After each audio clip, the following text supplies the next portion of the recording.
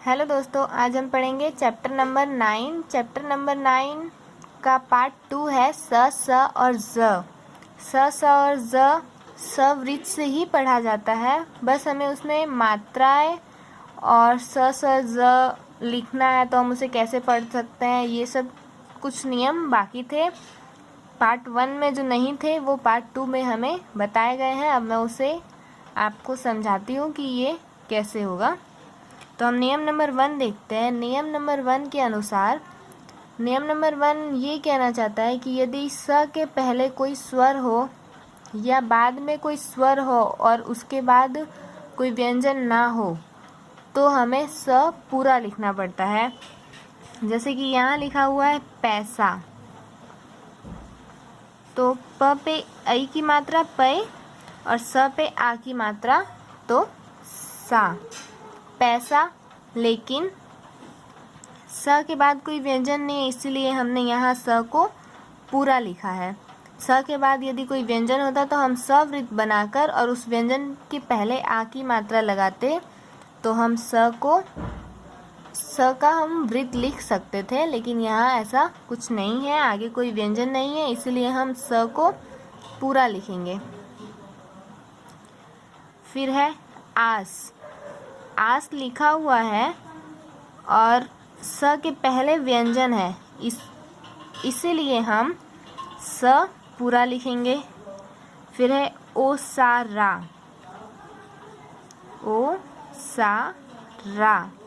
ओसारा स के पहले स्वर है, इसीलिए हम स को पूरा लिखेंगे, तो ये हो गया ओसारा। फिर है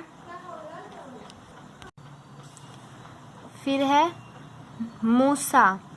तो म पे ऊ की मात्रा है, तो ये हो गया मुँह, और स पे आ की मात्रा है, उसके बाद कोई व्यंजन नहीं है, तो हम स को पूरा लिखेंगे। फिर है ताशा। तो त पे आ की मात्रा और स पे आ की मात्रा है। फिर है ताशा, त पे आ की मात्रा और स पे आ की मात्रा, लेकिन स के बाद कोई और व्यंजन नहीं है, इसलिए हम स को पूरा बनाएंगे।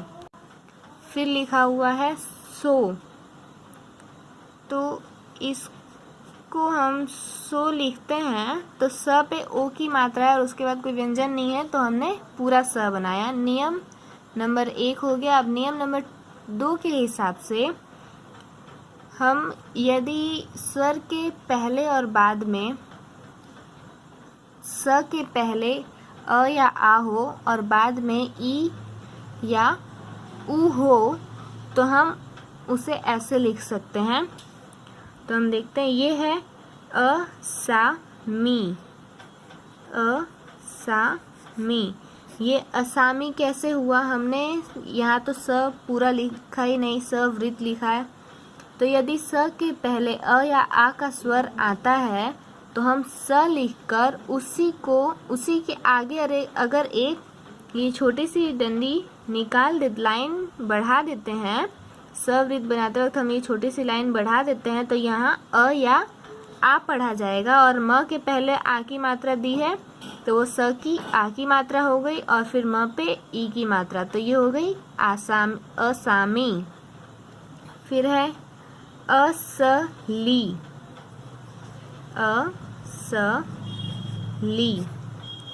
स के वृत्त की लाइन को हमने थोड़ा सा बढ़ा दिया तो वो अ हो गया, और स का वृत्त और ल पे ई की मात्रा, तो ये हो गया असली। फिर हम देखते हैं, ये लिखा हुआ है अस्तबल।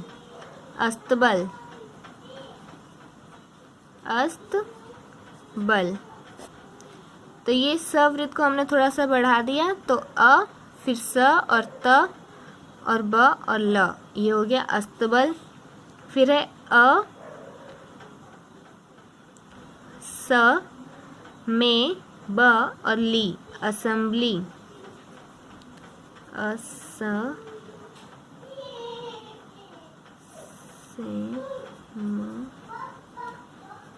असेंबली।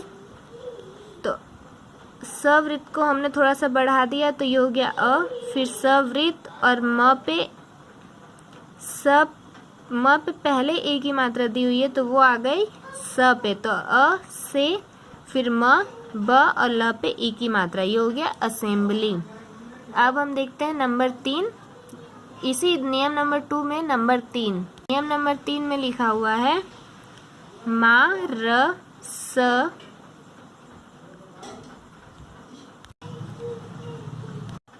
यहाँ लिखा हुआ है मा रू और सी, तो ये सी कैसे हुआ, तो म पे आ की मात्रा मा, फिर है र पे ऊ की मात्रा रू, और स बाद में है। किसी व्यंजन के लास्ट में आखिरी में यदि सवृत्त आता है और उसकी लाइन को हम थोड़ा सा बड़ा कर दें तो वहाँ ई या ऊ की मात्रा को पढ़ा जाता है। तो ये मा रू सू भी हो सकता है या मा रू सी भी हो सकता है। फिर है खुशी, ख खू और स में ई की मात्रा, खुशी, क्योंकि सवृत्त की लाइन को हमने थोड़ा सा बढ़ा दिया है तो ये हो गया खुशी। फिर है पासी, प पे आ की मात्रा और स के वृत्त की लाइन को हमने थोड़ा सा बढ़ा दिया तो ये पासी। फिर है हसी, तो ये है ह और ह पे चंद्र बिंदु होता है तो न का स्वर इससे होता है ना हसी। फिर स के वृत्त को हमने थोड़ा सा बढ़ा दिया तो ये हो गया सी, तो ये हो गया हसी। अब हम देखते हैं नियम नंबर 3 क्या कहता है। तो नियम नंबर 3 ये कहता है कि स और स, ये दोनों स पढ़ने में एक जैसे हैं, इसीलिए इन दोनों स के संकेत भी एक ही जैसे निर्धारित किए गए हैं। तो ये सवृत्त जोड़ा हुआ है इसमें, तो ये हो जाएगा सर, और ये भी होगा सर, ये वाला सर होगा, बीच में से कट किया हुआ। लेकिन हम इसे इस तरीके से भी लिखेंगे तो हम ये भी सर पढ़ सकते हैं और ये भी सर पढ़ सकते हैं। अगर हमें सिर पढ़ना है तो हम इस तरीके से भी लिखकर अगर स पे ए की मात्रा दे दे तो हम ये वाला स पढ़ेंगे, क्योंकि हमें मालूम है सिर में कौन सा स आता है। और अगर सर केवल पढ़ना है तो हम ये वाला सर पढ़ेंगे, क्योंकि हमें मालूम है कि ये वाला स सर में नहीं आता है। अब देखते हैं नंबर 2, नंबर 2 में दिया हुआ है सव, तो इसमें ये वाला स है और फिर दिया हुआ है सव, तो ये स है। तो इन दोनों में सही कौन सा हुआ, ये वाला। क्यों, क्योंकि सव हम लिखते हैं तो हम ऐसे नहीं लिखते हैं, हमें सेव लिखना है तब हम ये वाला स का उपयोग करेंगे। सव को इस तरीके, सव में ये वाला स यूज नहीं होता है, सव ये सही होगा। लेकिन ये ज़रूरी नहीं है कि हम ऐसे लिखा हुआ है सव तो हम यही वाला स लिखें, और ये भी ज़रूरी नहीं है कि पूरा स लिखकर बीच में से कट किया हुआ है तो ही हम ये स लिखें, हम इसको भी ऐसे सव लिख सकते हैं। अब हम देखते हैं नंबर 2, नंबर 2 में दिया हुआ है स ट प थ, स ट प थ। हम इसको ऐसे भी लिख सकते हैं या ये भी लिख सकते हैं स ट प थ। फिर है स ड र स, तो यहाँ हम ये वाला भी स लिख सकते हैं स ड रस या स ड र स। तो दोस्तों हमारा चैप्टर नंबर 9 यहाँ कंप्लीट हुआ। चैप्टर नंबर 9 स और ज का पार्ट 2। हम इसी सवृत्त को ज भी पढ़ सकते हैं, शब्द के हिसाब से हमें खुद पहचानना होता है कि स कहाँ लिखा हुआ है, ज कहाँ लिखा हुआ है। हम जैसे चाहे वैसे लिख सकते हैं, हमें अगर पता है तो दोस्तों यहाँ हमारा चैप्टर नंबर 9 कंप्लीट हुआ। अब मैं आपसे एक क्वेश्चन पूछूंगी।